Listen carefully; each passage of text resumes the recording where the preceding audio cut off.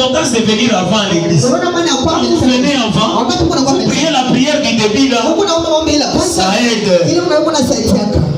So unakuya aombe ushafika mkanisa unaanza kuja prédication. Amen.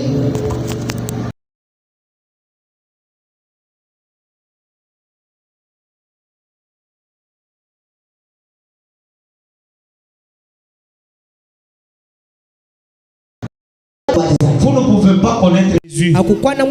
C'est lui qui connaissait Jésus. C'était Jean-Baptiste. Et Jean-Baptiste était le précurseur. Le précurseur wa kutangulia kuya kwa Yesu. Amen. Que Dieu vous bénisse.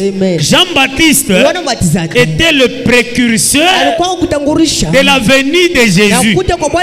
Plusieurs personnes ne pouvaient pas connaître Jésus sans passer par Jean-Baptiste.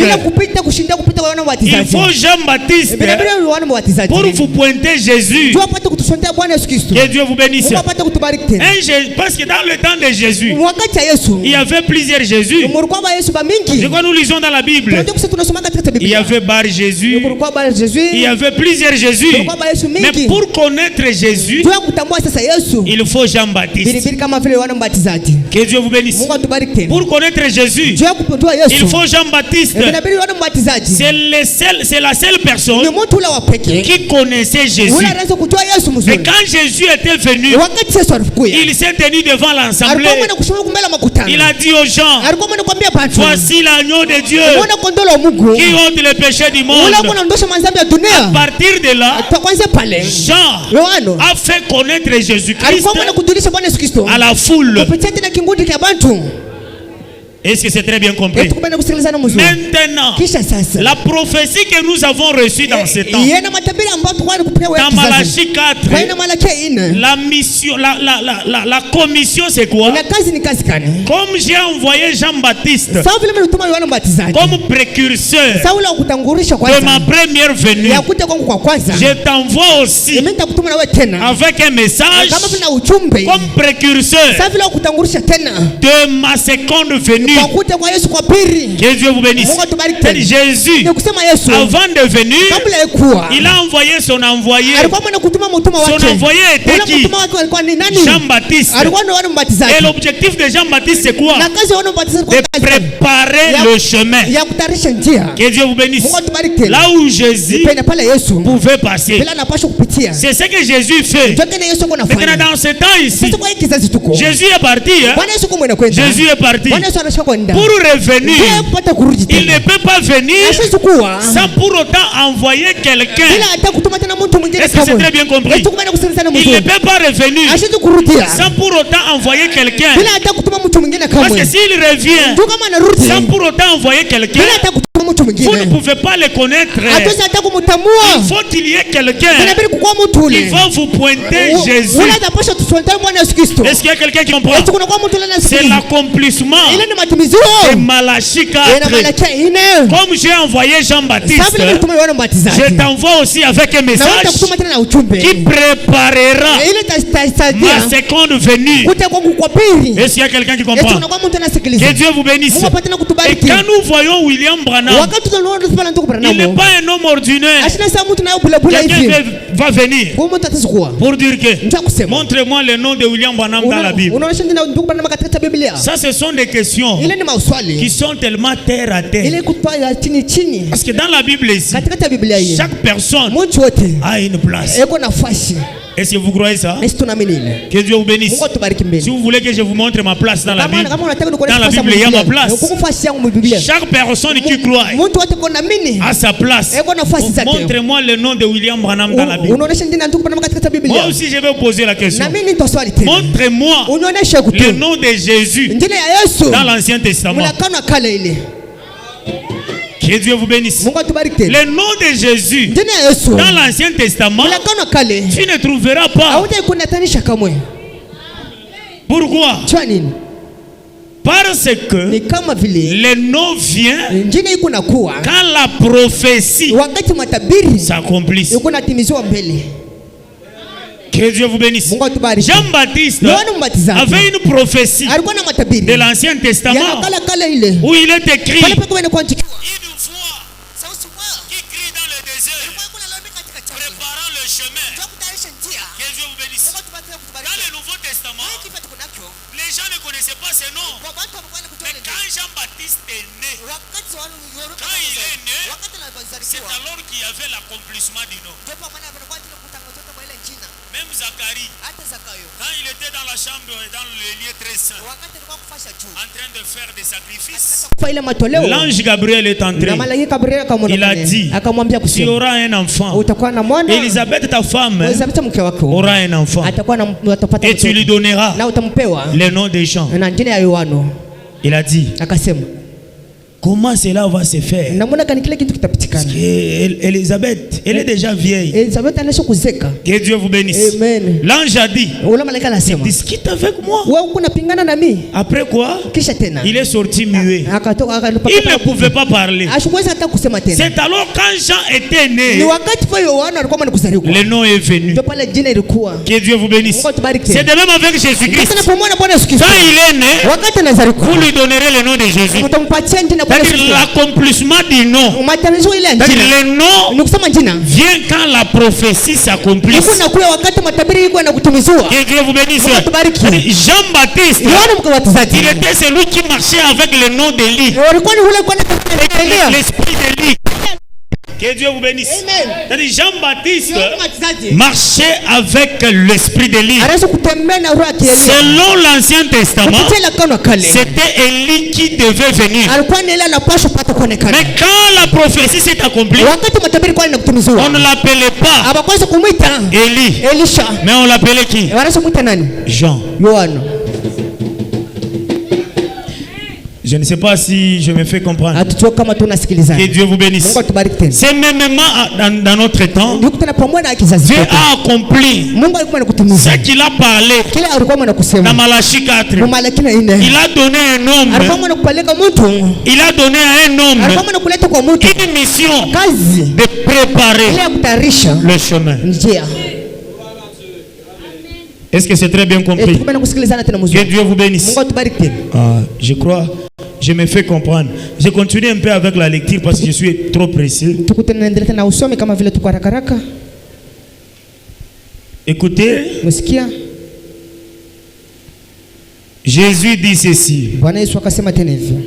Mes brebis entendent ma voix et je les connais et ils me suivent. Les brebis de Jésus, ils entendent la voix de Jésus. La voix de Jésus, c'est quoi? C'est quand l'Élie, le prophète, prêche et que vous écoutez et vous suivez. Alors, vous êtes les brebis. Écoutez, il dit ceci. Mes brebis entendent ma voix et je les connais et elles me suivent. Je leur donne la vie éternelle. Elles ne périront jamais et personne ne les ravira de ma main. Mon Père qui me les a donnés est plus grand que tous et personne ne peut les ravir de la main de mon Père. Moi et mon Père, nous sommes un. Que Dieu vous bénisse. La main du Fils, c'est la main du Père. Est-ce que quelqu'un a compris? Mes brebis entendent ma voix et me suivent. Est-ce que vous comprenez? La voix de Dieu en ces derniers jours, c'est l'accomplissement de Malachie 4. Quand Malachie 4 s'accomplisse et que vous écoutez l'évangélisation, ne pas suivre cela, alors vous n'êtes pas de la bergerie de Jésus. Est-ce que c'est très bien compris ça? Que Dieu vous bénisse. Être de la bergerie de Jésus-Christ, c'est quand vous suivez la voix de Dieu dans ces temps. Bon. Je ne sais pas si vous comprenez un peu. Hein? Quand vous voyez quelqu'un qui écoute le message, après un temps, il recule en arrière. Peut-être il n'est pas de cette bergerie. Que Dieu vous bénisse. S'il n'est pas de cette bergerie, alors il ne subsistera pas quand l'enlèvement aura lieu. Parce que la seule chose que Dieu reconnaîtra, c'est sa bergerie. Parce que pour ce qui est de sa bergerie, il leur donne la vie. Écoutez un peu dans le sermon intitulé Questions et réponses du 23 décembre 1959. Amen. 47. Le prophète dit ceci: enregistrez bien moi cela. Est-ce qu'il y a quelqu'un qui va enregistrer ça? Qu'il n'y a qu'une seule forme de vie éternelle. Et nous cherchons cela. Et Dieu seul a la vie éternelle. La vie éternelle n'a pas une autre personne ne peut jamais vous donner la vie éternelle. C'est Dieu seul qui a la vie éternelle. Est-ce qu'il y a des personnes qui comprennent? Que Dieu vous bénisse. Maintenant le prophète dit, il n'y a pas de sorte de vie éternelle, mais une seule vie éternelle. Et c'est ce qui vit. Et souvenez-vous, notez ceci: tout ce qui a été créé, qui a eu un commencement, a une fin. Et tout ce qui a eu a une fin. Et celle qui n'a pas eu de commencement n'a pas de fin. Que Dieu vous bénisse. Tel que vous êtes là, vous avez un jour où vous étiez né, et il y aura encore un jour où vous mourrez. Donc quand vous avez un commencement, vous aurez aussi une fin. Que Dieu vous bénisse. Mais ce qui est éternel n'a pas de commencement ni de fin. Que Dieu vous bénisse. Et ce qui est éternel n'est rien d'autre que Jésus-Christ. Est-ce que vous avez compris?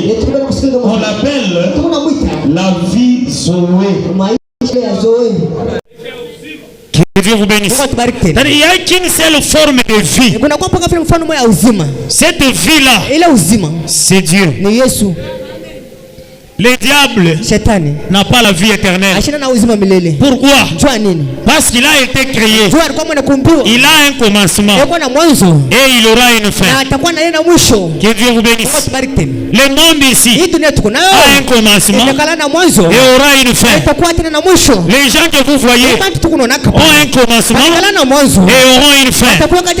Mais Dieu n'a pas de commencement ni de fin.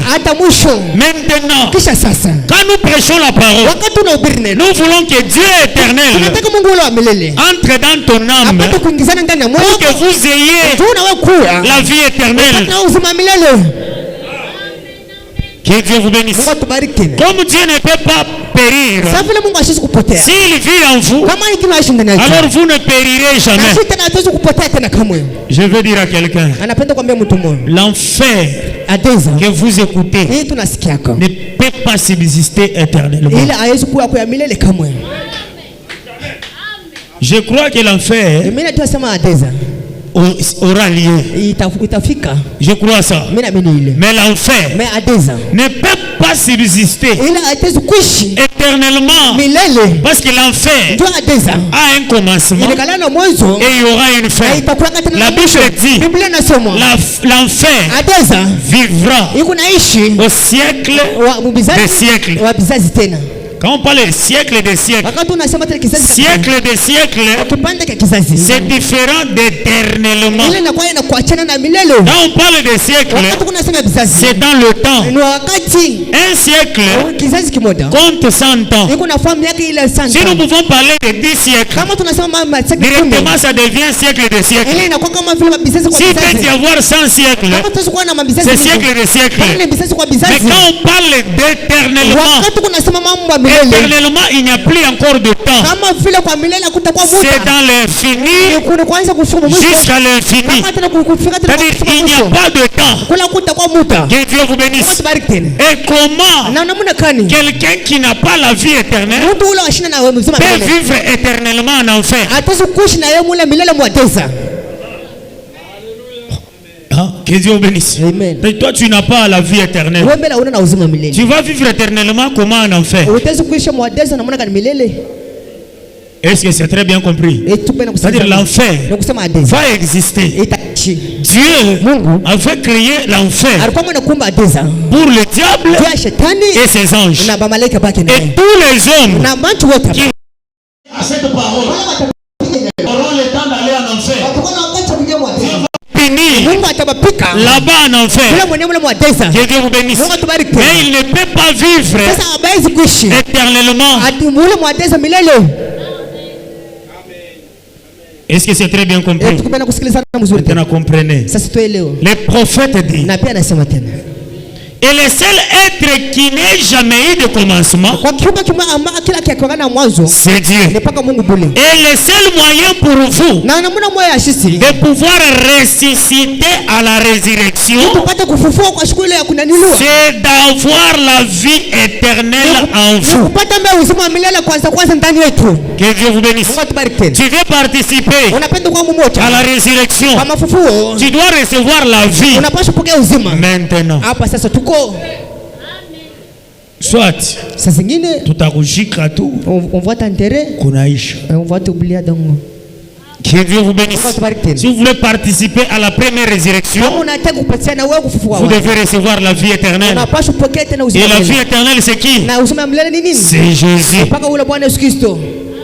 Il dit ceci: le seul moyen pour vous de revenir,